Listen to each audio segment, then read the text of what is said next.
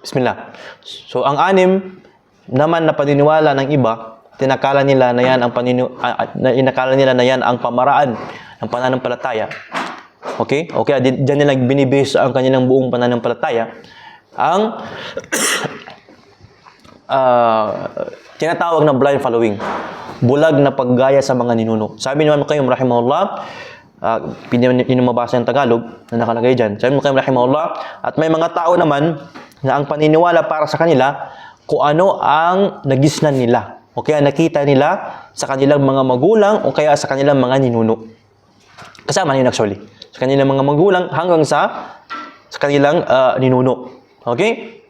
Sa kadahilan. Sabi nila, kumbaga, ang kadahilan doon dahil sa dahil sa nagkaisa ang kanilang community sa bagay na yun. Di ba? Nakita niya ng kanilang mga magulang ay pabor doon, so yun na yun. Di ba? Di ba? Pero sabi ng Qayyim, actually, ang kanilang pagsunod sa kanilang ninuno, mga magulang, ay nakabati sa dalawa. Mas malalim ang pag-indinim ng Qayyim. Sabi ng Qayyim, hindi lang dahil sa feel nila, dahil sa nakita nila na ang majority doon, so doon na lang kami. Hindi. Sabi ng Qayyim, rahimahullah, hindi. Dahil sa dalawang bagay na malalim.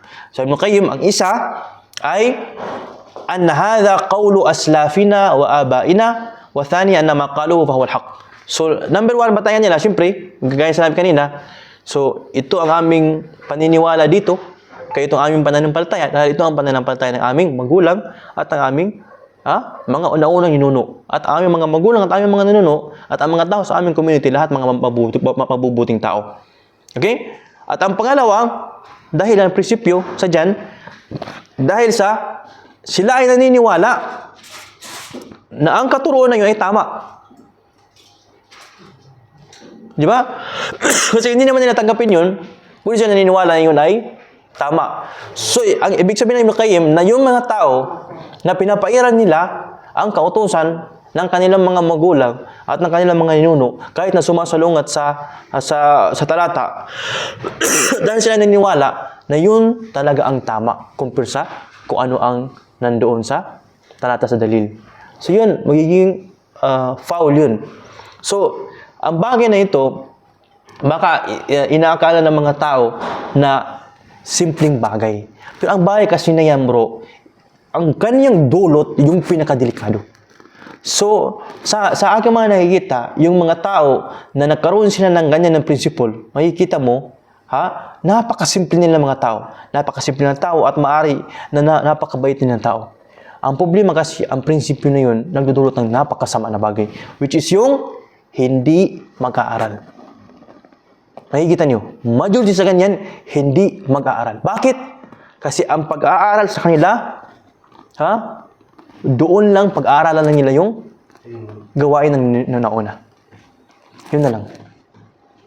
So, ano pa ituturo mo sa kanya? Maliban lamang sa bagay na alam na niya or karagdagan sa mga bagay na konektado, karagdagan sa mga bagay na alam na niya. May bago, reject. Wala, kamay ang bago reject. Mga reject. Di ba, ang mga tao na ganyan, nire-reject pa nila ang mga bago sa mundo, nire-reject pa nila ang mga bago sa relihiyon. Di ba? Sa mundo at sa relihiyon, nire-reject nila. No. So, doon yung mahirap. So, later on, ang hindi pag-aaral, makikita mo, mag-iiwan na sila ng mga kautusan. Di ba? Makikita mo. So, naiiba na. So, akalahin mo simple na yan, pero hindi. Tingnan mo anong dulot niyan. Ang dulot niyan, sila ay magfa-fasting before pa na Ramadan. O kaya ang Ramadan nila matatapos before matapos ang Ramadan. Bakit? Kasi aming nanuno, sila ay nagbibase sa pagbilang. Tapos na. Anong dalil? Ang aming nanuno nagbibase sa pagbilang. Kung mali ako, mali lahat aking ninuno. Kung minamali lahat aking ninuno, wala kang espiritu, malis ka dito. So, ang bait niya ng tao. Pero yun isang prinsipyo na yun, nagdudulot ng hindi pag-aral at hindi pag-aral, ibig sabihin, hindi pagtanggap ng additional pa sa kanilang kaalaman. O kaya sa kategory ng kanilang kaalaman, isang kanilang kategory, kaalaman ng aming mga magulang at ninuno. Lamang ang tatanggapin namin. Sa loob ng kategory na yun. Maliman pa doon, wala ka namang kina sa akin. So, yun. Ano pa yung mga dumagdag sa kanila. Ano pa yung mga resulta? Bakit? Ng ganyan. Ano? Meron mag-explain ng tama. Baka hindi natatang ganun kasi yung maganda masyal. Maganda example. So, maaari yun magdudulot ng ang Quran, kung tuturuan mo siya ng kahulugan ng Quran, kahit pang kahulugan ng Quran hindi niya tanggapin, maliban lamang kung ang kahulugan ng Quran na yun ay sang-ayon sa kanyang mga ninuno. Walang problema, bro. Ang kanyang mga ninuno, wala silang tafsir ng buong Quran. Mayroon lang sila tafsir sa mga iilan na mga talata. Walang tafsir na buong Quran. Pero kahit pa man ganun, hindi sila kukuha sa iyo. Saan sila kukuha ng tafsir ng Quran? logic. Ha? Hindi. Ma-explain natin yan sa pangwalo. Okay, isama na natin. Actually, mas maganda ito para mas maintindihan ng pangwalo. Saan sila kukuha ng explanation ng Quran? Saan sila kukuha ng explanation ng kanilang pag-ayun, ng kanilang pagsala? Hindi. Sa kanilang community, na ganyan ang principle, may isang tao doon na magpapanggap na siya ang nakamana ng kaalaman ng mga nauuna. At dahil magpapanggap siya, kailangan niya magpapakita ng pagiging modelo, simple, relihiyoso, mabait, mahinahon, mapagbigay, mapag. Okay? So, nakita nila sa kaniyang panlabas na anyo ng pruweba sa kanyang sinasabi na ako ay nagkakaroon ng kaalaman ng mga ating ninuno. Kaya sabi niya tama. Kasi ang ating ninuno, sa aming narinig, sa aming mga magulang, na sila ay napakabait, napaka, at lahat ng sinabi ng aming ninuno ay nakikita namin sa tao na yan. Na hindi siya nakapag-aral sa labas, hindi siya humawak ng aklat na yun, hindi nga siya marunong mag-Arabic, pero yung batayan, yung mga green flags na sinabi sa aming mga magulang ay nakita namin sa kanyang panlabas. Kaya, ikaw, umupo ka, ikaw ang aming tagapaggabay sa aming community. So ngayon, ikaw ang aming tagapaggabay, ha? Tapos, ikaw lang talaga ang nakakapaggabay kasi wala naman nakakapagbasa at reject naman namin lahat sa labas. So, anong sasabihin mo? Kami maniniwala sa'yo. Yun yung number 8. Yun number 8, di ba? Maling pagkaintindi sa konsepto ng isang relihiyoso. Although, ano topic na? Ano ba ang isang taong relihiyoso? Ano ba ang katangian ng isang taong relihiyoso? Paano natin makilala isang taong relihiyoso? Ibang topic yun. Pero at least, nakakaroon kayo ng connection. Ha? Nakita niyo connection sa paggaya sa tinuno? Nakita niyo kung paano siya naligaw? Dahil sa hindi siya tumatanggap, maghanap sila ng tao ng ganyan. At ang tao na yun, happy na happy siya sa kanyang ginagawa. Happy siya sa kanyang ginagawa. Okay? Okay.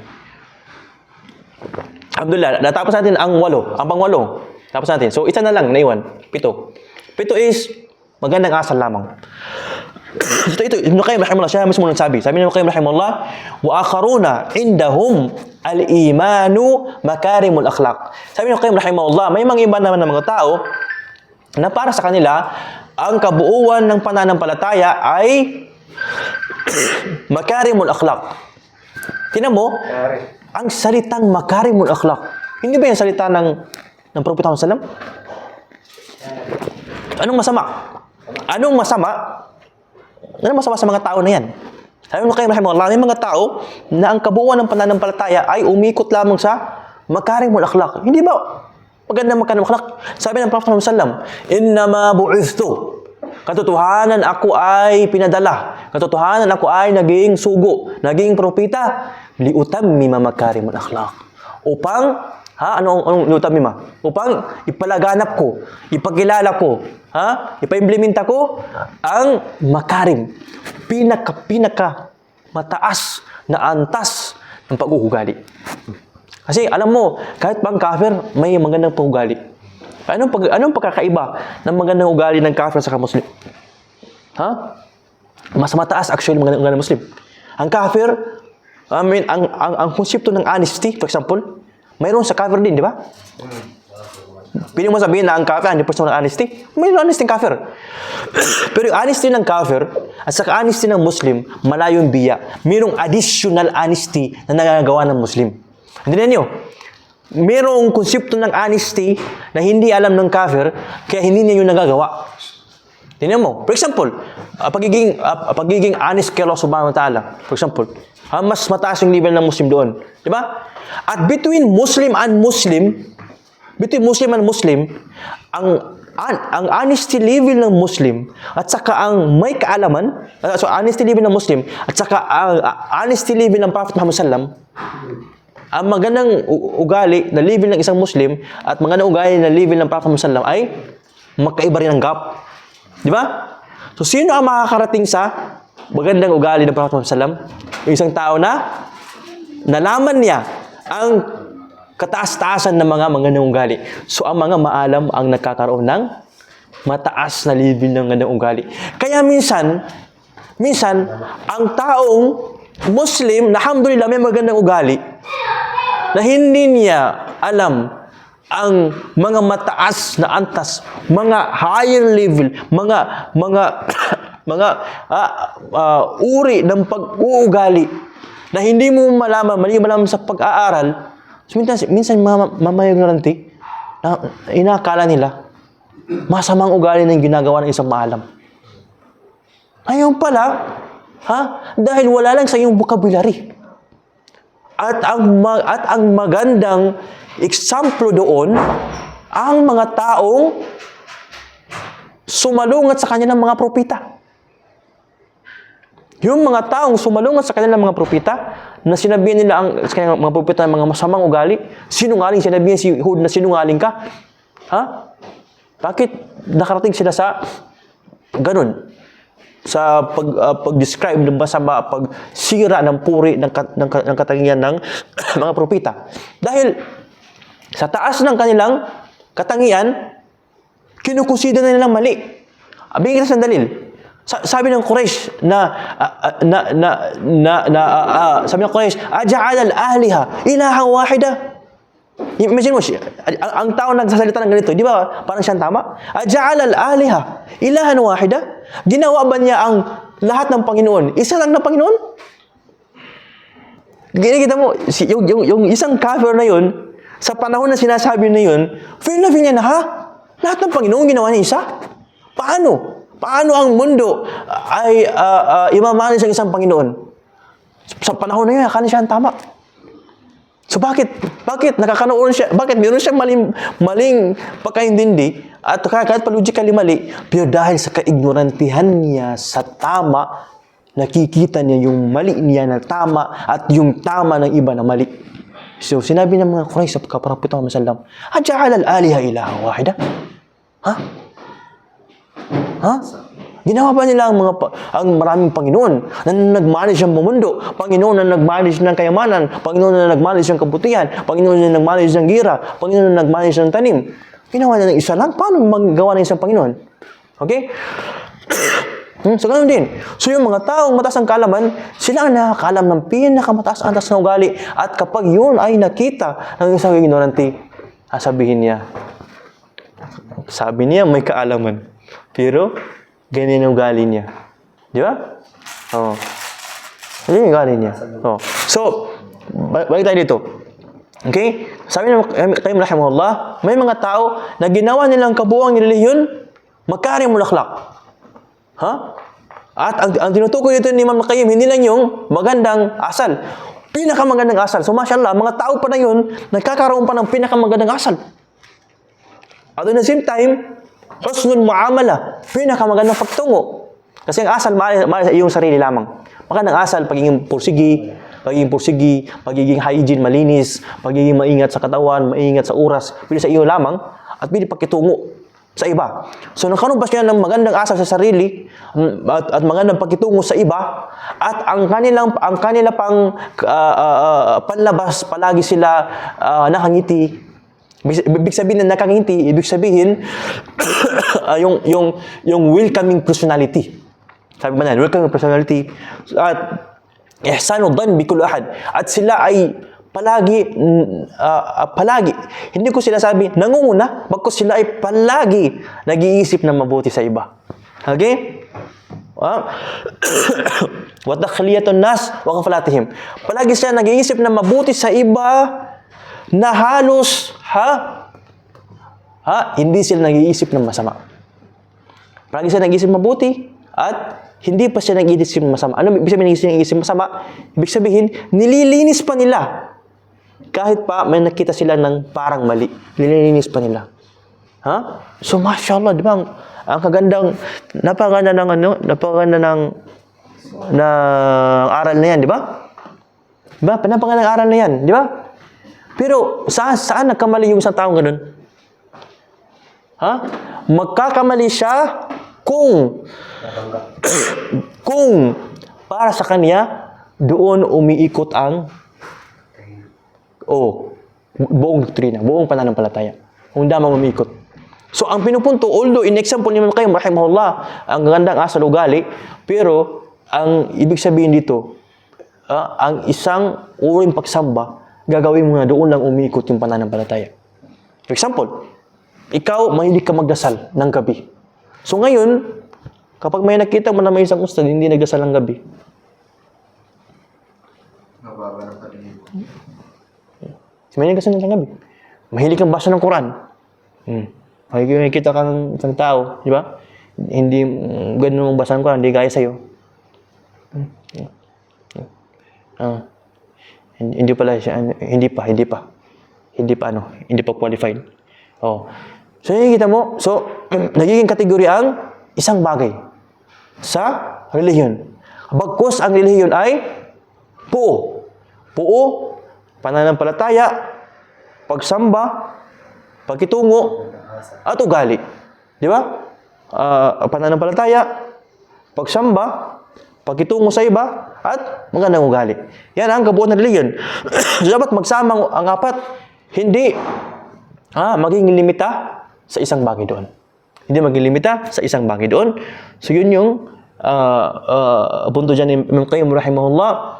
At ang resulta is mag-compromise ang mga ibang mahahalagang ipinag-utos ng Allah. Ibig sabihin, mga ibang importante, mga ibang obligatory. So yung mga ibang obligatory, naiiwan na. At isa pa rin, pagkalaban sa mga tagapagpayo sa mga usapin na nangangailangan ng paghigpit. So ito din isang resulta. Bukod doon, isang resulta ay yung pagkalaban sa mga tagapagpayo. Di ba yung bilang kanina sa patungkol sa propeta? So, naging isang resulta yan. At kung gusto mo, makitaan ng for example, isa sa palatandaan sa mga tao na ganyan, sila yung nagsasabi na, ang importante, mga ugali ko. Malinis ang puso. So kahit kapag kapag sabihin mo na, bro, may mali ka dito, ang ganiyang sagot is, importante, magandang ugali ko. Okay, siya pa mauna. At least, magandang ugali ko compare sa mga iba dyan na ganito, ganyan. At yung tao nagsasabi ng ganyan, ang kanyang palagi kinukumpiran ang kanyang sarili, dalawang uri lamang ng tao. Dalawang uri lamang ng tao. Taong may kaalaman at taong relihiyoso. Kasi maaaring may isang tao relihiyoso pero walang kaalaman. At maaaring naman isang tao may kaalaman pero kulang sa relihiyoso o kaalaman na relihiyoso. Sabihin natin taong may kaalaman na relihiyoso at taong relihiyoso lamang. Okay? So, bakit palagi nila kinukumpir dito? Dahil sa prinsipyo na ito. Dahil sa nakala nila ang pananampalataya ay particular sa gandahang asal. At itong pruweba, for example, itong isang tao, puno-puno na ng kaalaman. Pero kiniklaim ng tao na may problema ng ganito, na siya ay mas mabuti pa. O kaya, mas makakapasok sa paraiso kaysa sa may kaalaman. Bakit? Samantala may kaalaman ito, marami, napakarami. Siya halos walang kaalaman. Pero bakit nakikita nila na mas bitter pa siya? Kasi ang basihan para sa kanya, sa pagiging mananampalataya, sa pagpasok sa paraiso, pagkakaroon ng magandang ugali. Yeah. Lalo na yung mga ayaw magdasal. Naiintindihan mo, di ba? It's very logic, di ba? Very logic. Okay?